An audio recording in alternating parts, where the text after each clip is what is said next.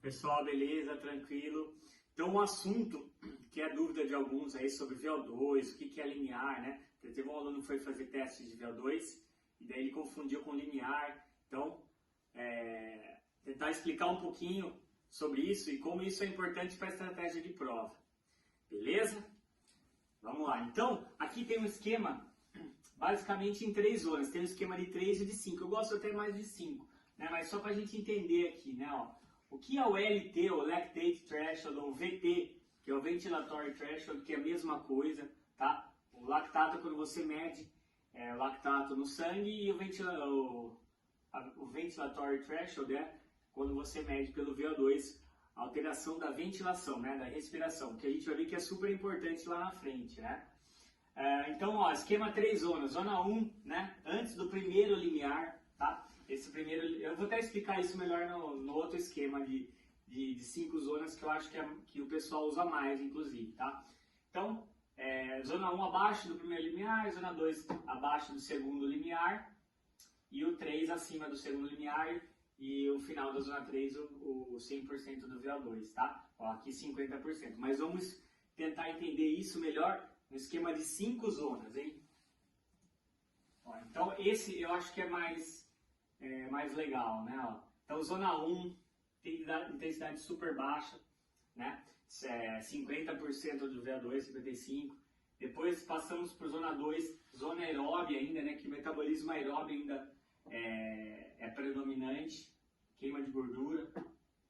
Então, daí vem, ó, a divisão entre o zona 2 e o zona 3, né? O VT, Ventilatory Threshold, ou também o Lactate Threshold, né? O limiar de lactato. O primeiro limiar. Então, a gente vê que, ó, quando passou da zona 2 para a zona 3, começa a ter uma produção de lactato, né? A ventilação começa a acelerar um pouco, acidose no sangue, daí o sistema anaeróbio começa a ter uma leve contribuição, mas ainda o sistema aeróbio, queima de gordura, ainda é o predominante, né? E o esquema o sistema anaeróbio, né, queimando carboidrato, começa a ter um aumento aqui, mas ainda é controlado.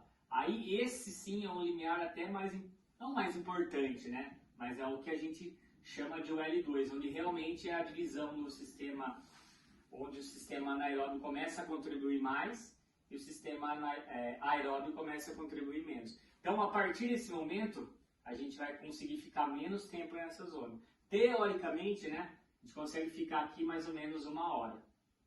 Então, se vai fazer uma prova longa, você tem que fazer uma estratégia. Aí vai depender muito da experiência do atleta, né? Então, só para a gente entender, primeiro limiar, segundo limiar. A partir daqui, a gente não consegue ficar muito tempo. Aqui a gente consegue ficar mais e aqui mais ainda, né? Aqui exclusivamente sistema aeróbio. Beleza? E daí VO2. O que é o VO2 máximo? É o momento, ó, a partir do L2, ainda tem contribuição do sistema aeróbio, apesar da contribuição do sistema anaeróbio seja grande também. Mas o VO2 aqui, ó, zona 5 para zona 6, é quando não tem mais contribuição do sistema aeróbio, ou seja, aumenta a intensidade, você consegue ainda sustentar, mas aí é exclusivamente pelo sistema anaeróbio. Ou seja, aqui você vai ficar pouquíssimo tempo aqui no VO2. Geralmente, teste de VO2, o pessoal, quando atinge realmente o VO2, né? Fica aí 1, 2 minutos e já para o teste, não consegue ficar muito tempo. E a gente vai vendo lá na frente que um atleta de elite, quanto mais aqui, ele consegue ficar mais tempo perto do VO2, né? A gente vai ver isso, que é a fração de utilização do VO2. Então, que nada mais é do que a proximidade do segundo limiar do VO2. Então, quanto mais próximo do segundo limiar do VO2 máximo, o atleta vai conseguir ficar mais tempo, ok? Perto do VO2 aqui. Então, quanto essa distância for menor, mais de elite é o atleta, né? A gente vai ver que atletas olímpicos ficam tem o segundo limiar 90% do VO2 máximo. Então, ó, só dando um exemplo prático agora. É legal exemplos práticos que ficam mais visíveis. Né? O Kipchoge, 2,53 minutos por quilômetro foi o recorde mundial, né? Ó, 20,8 km por hora, 2 horas e 1. Então, botando aqui no esquema de zonas aqui, né? Onde ele estaria aí? Então, ó, provavelmente, como teoricamente mais ou menos 1 hora, o limiar dele deve ser maior, né? deve ser lá 21, ninguém vai saber, ele não vai divulgar isso por enquanto, mas deve ser aqui 21,5, 22 por hora, né? Não saberia dizer, mas aqui, onde ele fez a prova, aqui no Zona 3, quase no Zona 4. Então, quanto mais experiente o atleta, mais perto, uma maratona, por exemplo, né, ele vai ficar do segundo limiar. Se fosse uma prova mais curta, ele fica mais perto ou até acima, uns 5 km, normalmente vai acima do limiar.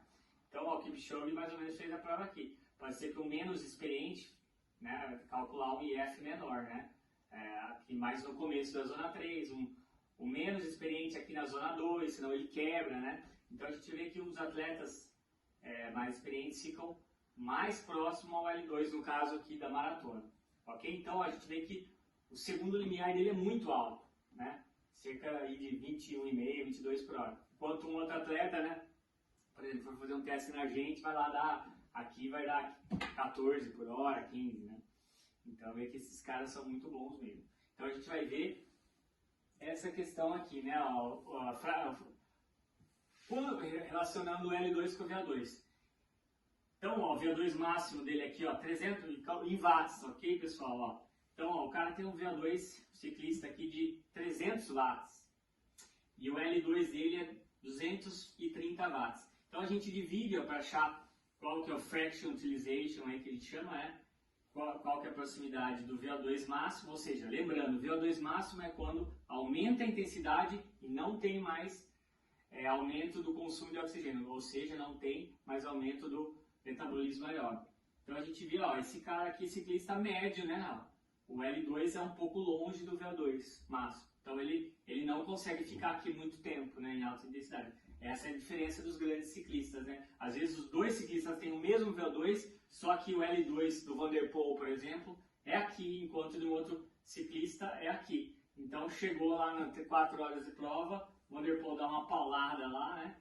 E esse cara aqui não consegue acompanhar, apesar de ter o mesmo VO2 máximo. Então a gente vai ver que o VO2 máximo não é quem tem o maior valor, sim quem tem economia de movimento e também o L2 é mais próximo ao VO2. Quanto maior esse fraction utilization, por exemplo, do Van der Poel fosse aqui 270, é mais alto que isso, né? Os caras têm FTP de 400 watts.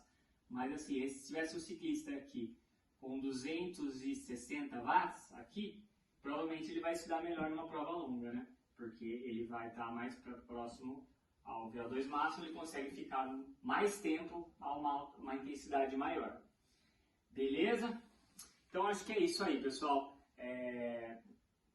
A relação L2 e VO2 é muito importante, não só também os valores de VO2 máximo. É uma dúvida muito comum aí e é super importante para realizar a estratégia de prova. Ok? A ventilação também é muito importante.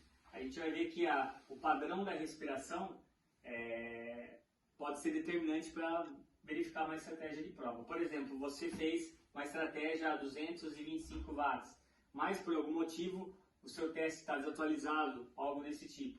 O seu treinador faz lá a sua estratégia de prova. Mas daí, chega no começo da prova, você já está ofegante.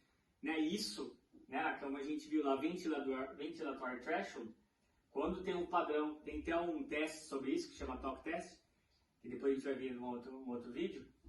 Se a respiração está muito ofegante já no começo da prova, você tem que diminuir. Ah, não, mas eu fiz o planejamento para 250 watts. Mas se chegou nos 250 está extremamente ofegante, reduz. Então a ventilação é um parâmetro muito importante para ver a relação da acidose. Se você está muito perto do L2, ou mesmo no L2, ou acima. O que acontece muito no começo de prova, o pessoal se empolga, daí acaba a prova, né, mais cedo, aí, a prova longa. Beleza? Acho que é isso, pessoal. Então, espero que tenha ajudado aí na questão do que é VO2, o que é L2, o que é L1, né? Que é um pouco de confusão sobre isso. Beleza? Valeu, então, pessoal. Bons treinos!